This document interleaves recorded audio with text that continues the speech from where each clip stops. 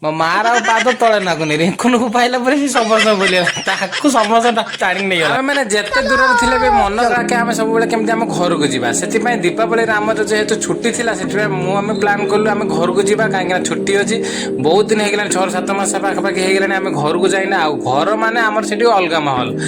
ତ ସେଥିପାଇଁ ଆମେ ଆସିକି ପହଞ୍ଚି ଗଲୁ ଚେନ୍ନାଇରେ କାହିଁକିନା ଆମ ଟ୍ରେନ୍ ଥିଲା 11:35ରେ କାହିଁକିନା ଏଇ ଟ୍ରେନ୍ଟା ବହୁତ ସମୟ ଲାଗୁଛି 28 ଘଣ୍ଟା ପାଖାପାଖି ଲାଗିଯାଉଛି ଚେନ୍ନାଇରୁ ଓଡ଼ିଶାକୁ। ତ ବାକି ସବୁ ଟ୍ରେନ୍ ଗୁଡ଼ାକ ଯୋଉଗୁଡ଼ାକି 22 ଘଣ୍ଟା 23 ଘଣ୍ଟା ଭିତରେ ହିଁ ଲାଗିଯାଏ କିନ୍ତୁ ଏଇ ଟ୍ରେନ୍ଟା 28 ଘଣ୍ଟା ଲାଗିଯାଏ।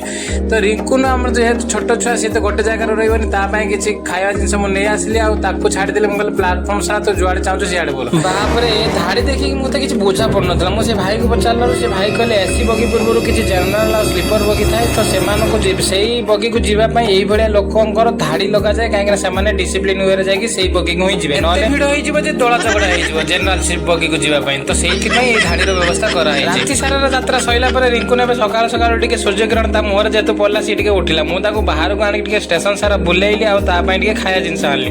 ଖାଇସାରିଲା ଭିତରେ ଆମର ସେ ସଫାସଫି କରିବା ପାଇଁ ସେ ଭାଇ ଆସିଲେ ଆଉ ଟ୍ରେନ୍ଟାକୁ ଭଲସେ ସଫାସଫି କରିକି କ୍ଲିନ୍ କଲେ। ଏସିରେ ଗୋଟେ ସୁବିଧା କ'ଣ ନା ଯଦି ଫ୍ୟାମିଲି ନେଇକି ଯାଉଛନ୍ତି ଆପଣ ସୁରକ୍ଷିତ କାହିଁକି ନା ଜେନେରାଲ ଆଉ ସ୍ଲିପର ଭଳି ଏତେ ଭିଡ଼ ନଥାଏ ଆଉ ସବୁବେଳେ ପାଇଁ ସେମାନେ ସଫାସଫି କରିବା ପାଇଁ ଲୋକ ଥାନ୍ତି ମଝିରେ ମଝିରେ ଆସିକି ସଫା ବି କରୁଥାନ୍ତି ଆଉ ଖାଇବା ପିଇବାର କିଛି ଅର୍ଡର କଲେ ସଙ୍ଗେ ସଙ୍ଗେ ଆସିକି ଆପଣଙ୍କ ପାଖରେ ପହଞ୍ଚିଯାଏ।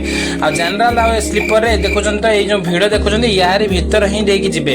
ଏତେ ଭିଡ଼ ଭାଇ ବସିବା ପାଇଁ ଜାଗା ନାହିଁ ଆସିକି ଟଏଲେଟ୍ ପାଖରେ ଲୋକ ବସିଥିବେ। ତେଣୁ ଚିନ୍ତା କରନ୍ତୁ ଏତେ ଭିଡ଼ ତଥାପି ମାନେ ଲୋକ ଯିବା ଆସିବା କରୁଛନ୍ତି। କ'ଣ କରିବେ ସମସ୍ତଙ୍କୁ ତ ଟିକେଟ୍ ସବୁବେଳେ ମିଳୁନି ନା ତ ସେଥିପାଇଁ ଲୋକମାନେ ଭିଡ଼ରେ ହିଁ ଯିବା ଆସିବା କରନ୍ତି। ଯେହେତୁ ଛୁଟି ପଡ଼ିଲେ ସମସ୍ତେ ଘରକୁ ଯାଆନ୍ତି ଏଇଭଳିଆ ଭିଡ଼ ଦେଖିବାକୁ ମିଳେ।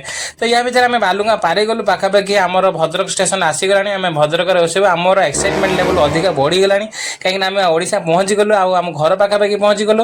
ତ ଘର ପାଖାପାଖି ପହଞ୍ଚିଲା ପରେ ଅଲଗା ପ୍ରକାର ଗୋଟେ ଫିଲିଙ୍ଗସ୍ ଆଉ ଏକ୍ସାଇଟମେଣ୍ଟ ଅଧିକା ଟିକେ ବଢ଼ିଯାଏ କାହିଁକିନା ଆମେ ଘର ଲୋକଙ୍କୁ ପାଖରେ ପାଇବୁ ଆମ ଘରକୁ ଯିବୁ ମଜା କରିବୁ ମସ୍ତି କରିବୁ। ଯେହେତୁ କାଳୀ ପୂଜା ଅଛି ବାହାରେ ତ ଏସବୁ କିଛି ଦେଖିବାକୁ ମିଳେନି ଯେହେତୁ ଘର ପାଖକୁ ଆସିଲେ କେତେ ମସ୍ତି କେତେ କ'ଣ ବଜାର ମେଳା ପଡ଼ିଥିବ କେତେ କ'ଣ ଜିନିଷ କିଣିବୁ ଖାଇବୁ ଏଇସବୁ ଜିନିଷ ଗାଁରେ ମସ୍ତି କରିବୁ ଗାଁରେ ବୁଲିବୁ। ଆମ ଗାଁର କଥା କିଛି ଅଲଗା ଆମ ଗାଁକୁ ପଶୁ ପଶୁ ଆମ କାଳୀ ଠାକୁରଙ୍କର ମେଢ଼ ସଜା ହେଇଥିଲା ବହୁତ ସାରା ଲୋକ ଭିଡ଼ ଜମେଇଥିଲା କାହିଁକିନା ସକାଳୁ ସକାଳୁ ସେମାନେ ଡଲା ବସନ୍ତି ଆଉ ଡଲା ନେବା ପାଇଁ ଆସନ୍ତି। ତ ଆମେ ଆସିକି ଫାଇନାଲି ଘରେ ପହଞ୍ଚିଗଲୁ। ମୋ ମା ଆସିକି ଦୌଡ଼ି ଦୌଡ଼ି ଆସିକି ପହଞ୍ଚିଲାଣି କାହିଁକିନା ରିଙ୍କୁନ ଆସିଲାଣି ଆମେ ସମସ୍ତେ ପହଞ୍ଚିଲାଣି ତା ମୁହଁର ଖୁସି ଦେଖିକି ଆମର ସବୁ ଦୁଃଖ ଦୂର ହେଇଗଲା। ଜୟ ଜଗନ୍ନାଥ ପୁଣି ଦେଖାବ ନେକ୍ସଟ ଭିଡ଼ିଓରେ।